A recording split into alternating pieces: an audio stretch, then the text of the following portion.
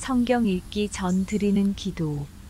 말씀은 바로 내 곁에 있고 내 입에 있고 내 마음에 있다.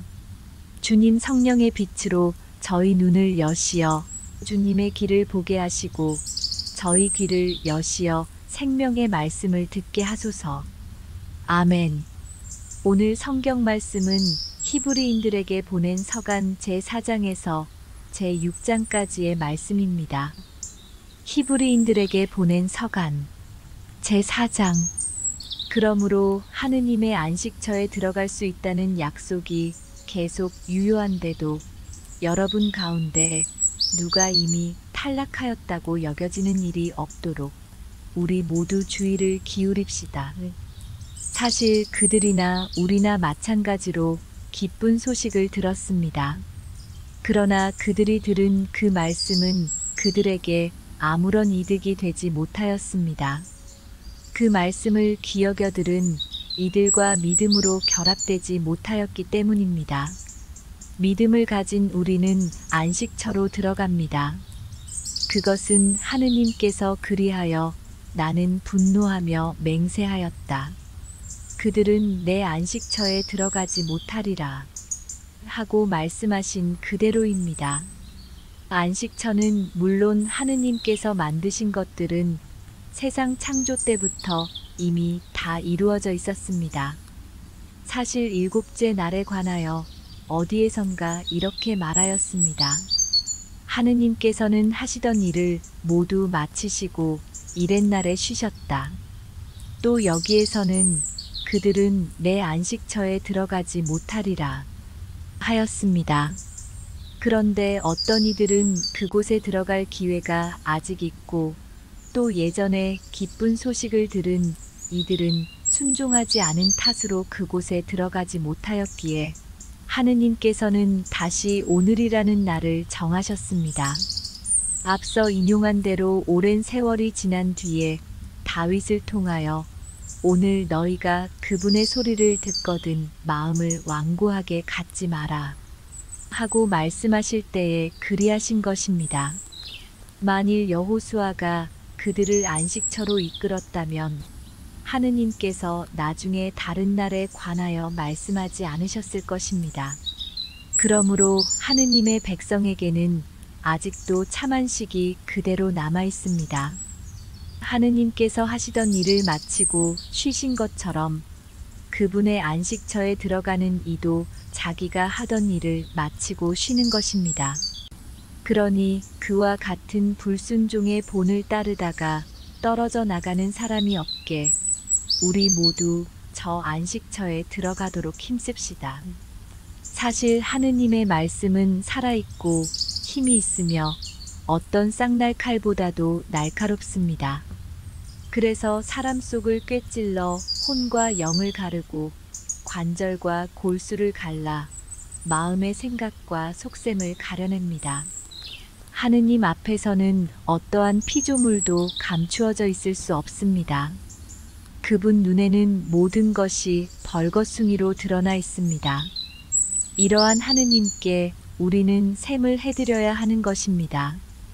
그런데 우리에게는 하늘 위로 올라가신 위대한 대사제가 계십니다. 하느님의 아들 예수님이십니다. 그러니 우리가 고백하는 신앙을 굳게 지켜 나아갑시다. 우리에게는 우리의 연약함을 동정하지 못하는 대사제가 아니라 모든 면에서 우리와 똑같이 유혹을 받으신 그러나 죄는 짓지 않으신 대사제가 계십니다. 그러므로 확신을 가지고 은총의 어자로 나아갑시다. 그리하여 자비를 얻고 은총을 받아 필요할 때에 도움이 되게 합시다. 제5장. 모든 대사제는 사람들 가운데에서 뽑혀 사람들을 위하여 하느님을 섬기는 일을 하도록 지정된 사람입니다. 곧 죄 때문에 예물과 제물을 바치는 것입니다. 그는 자기도 약점을 짊어지고 있으므로 무지하여 길을 벗어난 이들을 너그러이 대할 수 있습니다. 그리고 연약한 탓에 백성의 죄뿐만 아니라 자기의 죄 때문에도 제물을 바쳐야 합니다. 이 영에는 어느 누구도 스스로 얻는 것이 아니라 아론과 같이 하느님에게서 부르심을 받아 얻는 것입니다. 이처럼 그리스도께서도 대사제가 되는 영광을 스스로 차지하신 것이 아니라 그분께 너는 내 아들, 내가 오늘 너를 낳았노라 하고 말씀하신 분께서 그렇게 해주신 것입니다. 또 다른 곳에서 말씀하신 그대로입니다. 너는 멜키체덱과 같이 영원한 사제다. 예수님께서는 이 세상에 계실 때 당신을 죽음에서 구하실 수 있는 분께 큰 소리로 부르짖고 눈물을 흘리며 기도와 탄원을 올리셨고 하느님께서는 그 경외심 때문에 들어주셨습니다. 예수님께서는 아드님이시지만 고난을 겪으심으로써 순종을 배우셨습니다. 그리고 완전하게 되신 뒤에는 당신께 순종하는 모든 이에게 영원한 구원의 근원이 되셨으며 하느님에게서 멜키체덱과 같은 대사제로 임명되셨습니다. 이것에 관해서는 우리가 할 말이 많지만 여러분이 알아듣는 데에 둔해진 까닭에 설명하기가 어렵습니다. 사실 시간으로 보면 여러분은 벌써 교사가 되었어야 할 터인데 아직도 하느님 말씀의 초보적인 원리를 다시 남에게서 배워야 할 필요가 있습니다. 여러분은 단단한 음식이 아니라 젖이 필요한 사람이 되었습니다. 젖을 먹고 사는 사람은 모두 악이이므로 옳고 그름을 가리는 일에 서툽니다. 단단한 음식은 성숙한 사람들을 위한 것입니다. 그들은 경험으로 좋고 나쁜 것을 분별하는 훈련된 지각을 가지고 있습니다. 제6장 그러므로 그리스도에 관한 초보적인 교리를 놓아두고 성숙한 경지로 나아갑시다. 다시 기초를 닦을 필요는 없습니다. 그 기초는 곧 죽음의 행실에서 돌아서는 회개와 하느님에 대한 믿음, 세례에 관한 가르침과 안수, 죽은 이들의 부활과 영원한 심판입니다. 하느님께서 허락하시면 우리는 성숙한 경지로 나아갈 수 있을 것입니다. 한번 빛을 받아 하늘의 선물을 맛보고 성령을 나누어 받은 사람들이 또 하느님의 선한 말씀과 앞으로 올 세상의 힘을 맛본 사람들이 떨어져 나가면 그들은 다시 새롭게 회개하도록 만들 수가 없습니다.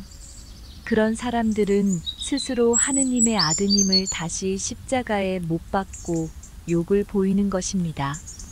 자주 내리는 비를 빨아들여 농사짓는 이들에게 유익한 농작물을 내주는 땅은 하느님에게서 복을 받습니다. 그러나 가시나무와 엉겅퀴를 내게 되면 쓸모가 없어서 오래지 않아 저주를 받고 마침내는 불에 타버리고 맙니다. 사랑하는 여러분, 우리가 이렇게 말하기는 하지만 여러분에게는 더 좋은 것, 바로 구원에 이르게 하는 것이 있음을 확신합니다. 하느님은 불의한 분이 아니시므로 여러분이 성도들에게 봉사하였고 지금도 봉사하면서 당신의 이름을 위하여 보여준 행위와 사랑을 잊지 않으십니다. 여러분 각자가 희망이 실현되도록 끝까지 같은 열성을 보여주기를 간절히 바랍니다. 그리하여 게으른 사람이 되지 말고 약속된 것을 믿음과 인내로 상속받는 이들을 본받는 사람이 되라는 것입니다. 하느님께서는 아브라함에게 약속하실 때 당신보다 높은 분이 없어 그러한 분을 두고 맹세하실 수 없었으므로 당신 자신을 두고 맹세하시면서 정령코 나는 너에게 한껏 복을 내리고 너를 한껏 번성하게 해주겠다 하고 말씀하셨습니다. 그리하여 아브라함은 끈기 있게 기다린 끝에 약속된 것을 받았습니다. 사람들은 자기보다 높은 이를 두고 맹세합니다. 그리고 그 맹세는 모든 논쟁을 그치게 하는 보증이 됩니다. 그래서 하느님께서는 약속하신 것을 상속받을 이들에게 당신의 뜻이 변하지 않음을 더욱 분명히 보여주시려고 맹세로 보장해 주셨습니다. 하느님께서 이 두 가지 변하지 않는 사실에 관하여 거짓말을 하신다는 것은 있을 수 없습니다. 이 두 가지로 당신께 몸을 피한 우리가 앞에 놓인 희망을 굳게 붙잡도록 힘찬 격려를 받게 하셨습니다. 이 희망은 우리에게 영혼의 닭과 같아 안전하고 견고하며 또 저 휘장 안에까지 들어가게 해줍니다. 예수님께서는 멜키체덱과 같은 영원한 대사제가 되시어 우리를 위하여 선구자로 그곳에 들어가셨습니다. 성경 읽은 후 드리는 기도. 저희가 성경을 생명의 말씀으로 믿고 기도하며 살고 선포하게 하시어 언제나 성령 안에서 평화와 기쁨을 누리게 하소서. 아멘.